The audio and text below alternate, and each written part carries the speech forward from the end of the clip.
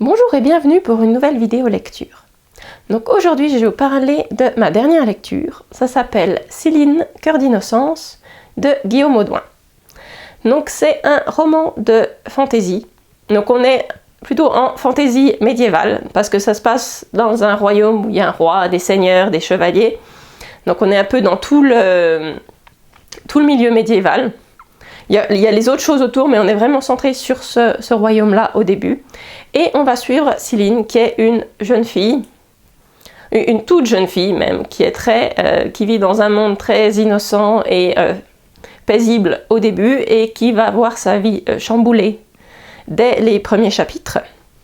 C'est un monde qui est très, très riche, il y a beaucoup de choses, beaucoup de détails, et il y a vraiment toute une culture qui est développée.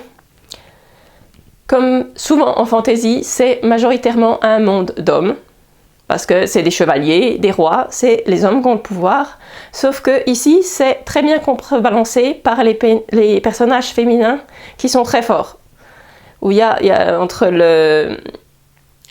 la reine qui manipule les choses depuis derrière, et la jeune Siline qui va se retrouver à se préparer pour passer les épreuves pour devenir la première femme chevalier. Donc ça c'est très bien mené aussi, où on voit son entraînement qui est assez réaliste, où on la voit qui évolue au fil des chapitres pour devenir plus forte et devenir une guerrière.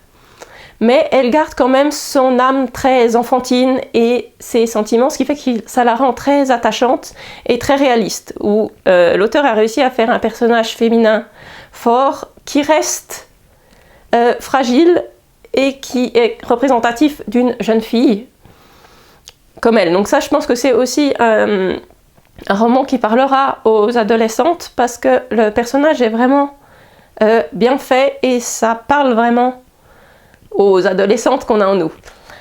Donc dans le tome 1, on la voit qui grandit, qui commence, on a quelques réponses aux différentes questions et mystères, mais il reste encore beaucoup de choses à élucider. Donc à la fin du tome 1, elle a bien grandi, mais il y a encore plein de choses qui ne sont pas résolues. Donc maintenant, j'attends le tome 2.